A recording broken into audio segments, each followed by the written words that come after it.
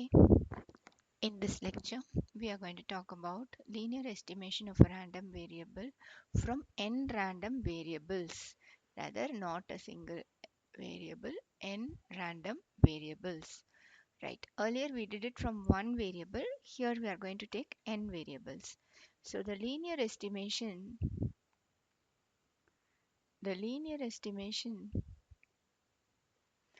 as usual, we will do the estimation of x. So it can be extended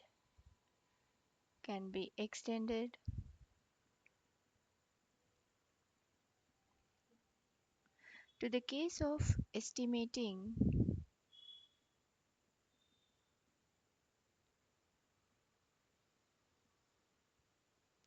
x naught in terms of, I told you, n random variables. So let me call these n random variables to be x1, x2, etc. capital Xn. The statistical relationship will be characterized by mean and variance. The statistical relationship will be characterized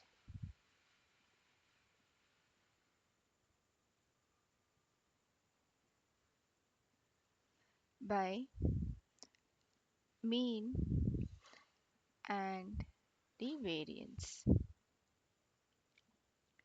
All right. So let us make certain notations. I will have E of xi denoted as eta I equal to 0 to n. We are having from x0 to xn. Similarly, I have E of xi minus eta I into xj minus eta j. This I am going to denote as mu ij, both I comma j running from 0 to n. Okay, let us take this as equation number 1. So the linear estimate of x naught in terms of x1, x2, etc. xn is x naught tilde equal to, it is linear, so a1x1 plus a2x2 plus etc. plus an xn plus a constant b. Let me now take this equation as equation number 2. Now let us start with the mean squared error. I suppose if you have attended the previous lectures, you would remember the mean squared error is given by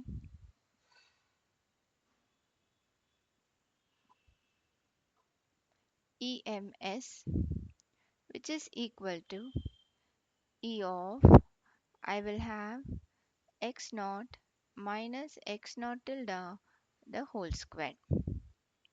So this, in other words, is now in this particular case equal to E of, I will have x naught minus, what is my x naught tilde? We had the expression a1 x1 plus a2 x2 plus etc. plus an xn plus b, this whole squared, closing the bracket for expectation. Let me take this to be my equation number 3. So we need to select an AI. We need to select AI for I equal to 1 to n, I equals 1 to n, and appropriately a b, so that what happens? This EMS is minimized. This is our objective. So with this in mind, Let us take partial derivatives. You would have remembered when we estimated by a constant, we differentiated with respect to a and equated it to 0. Then we did it with respect to a linear polynomial ax plus b, so we differentiated it partially with respect to a, b and 0. Here we are going to have all our a1, a2, an and b. So taking partial derivatives taking partial derivatives of our EMS with respect to AI and B with respect to AI and B and equating to 0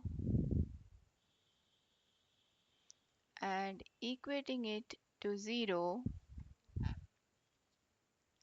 we get how many equations? Corresponding to each of these, we will have a1, a2, an, n, and with respect to b, one more. So we will get n plus 1 equations, rather n plus 1 simultaneous linear equations,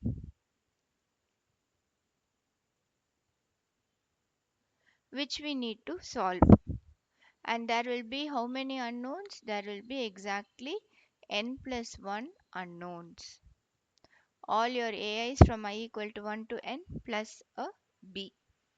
So now let us consider this. When we consider this, we will have e of x naught with respect to xi. So e of x naught xi, in this case first one x1, this will be equal to a1 e of x1 squared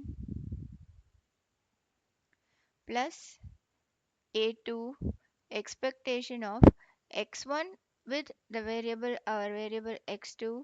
So I will have x1 x2 plus a3 e of x1 x3 etc. plus I will have an e of x1 xn plus b into e of x1. Next, proceeding in the same manner, we will have e of x naught x2. This is nothing but a1 e of I will have x2 x1 plus a2 e of I will have x2 squared plus etc plus an e of x2 xn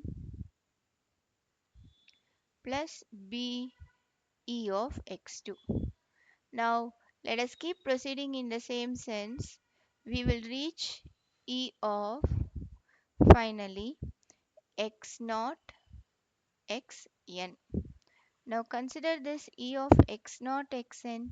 This is going to be a n term will be xn squared.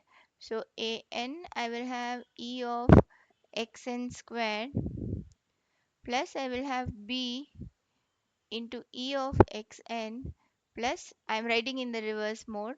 So I will have a1 e of xn x1 plus I will have a2 e of xn x2 plus etc plus a n minus 1 e of xn xn minus 1. Finally, we end up with e of x naught squared. This is a1, okay, just x naught rather. I'm sorry, this is e of x naught. So this would be a1 into I will have e of x1, a2 e of x2 plus etc an e of xn plus expectation of a constant is a constant, so you will just end up with b. All these set of equations, let us take these to be together as equation number 4. Now we have to solve the last equation for b first. That is much simpler for us. So solving the last equation for b and substituting and rearranging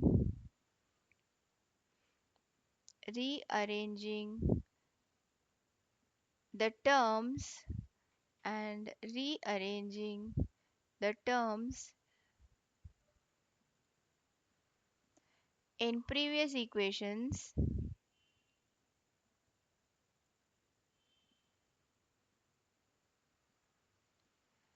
we get our mu ij equal to e of xi xj minus eta I eta j. We will incorporate these also in the previous equations. Now when I take this mu ij, please look at this. If you look at this slide, e of x naught x1, when you go for this e of x naught x1, see what happens in the place of xi xj, you will have I is 1, j is 2. X1 x3, I is 1, j is 3. So we may be able to rewrite the entire set of equations with this notation. So this gives us mu 0 1 equal to a1 mu 1 1 plus a2 mu 1 2 plus etc plus an mu 1 n. Similarly, I will have mu 0 2, that is nothing but my a1 mu 2 1 plus a2 mu 2 2 plus etc an mu 2n. Finally, I will land up with mu 0n. Proceeding the same manner, I will land up with mu 0n. That is nothing but a1 mu n1 a2 mu n2 plus etc plus an mu n n. Let us take this entire set of equations to be equation number 5. Okay, now the solution of 5, the solution of the above equation, equation number 5, gives aii. This will give you aii that minimizes the mean square error, that minimizes the mean square error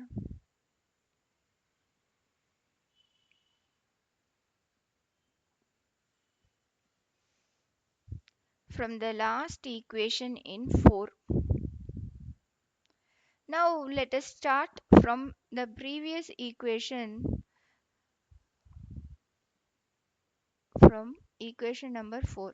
Now let us start the next equation, which is now based upon the value of b. How can I write my b? Now b could be rewritten as I have e of x naught minus a1 e of x1 minus a2 e of x2 minus etc. I will have an e of xn. Now let us try to use this notation. I will have b equal to eta x naught minus a1 eta x1 minus a2 eta x3 minus etc minus an eta xn.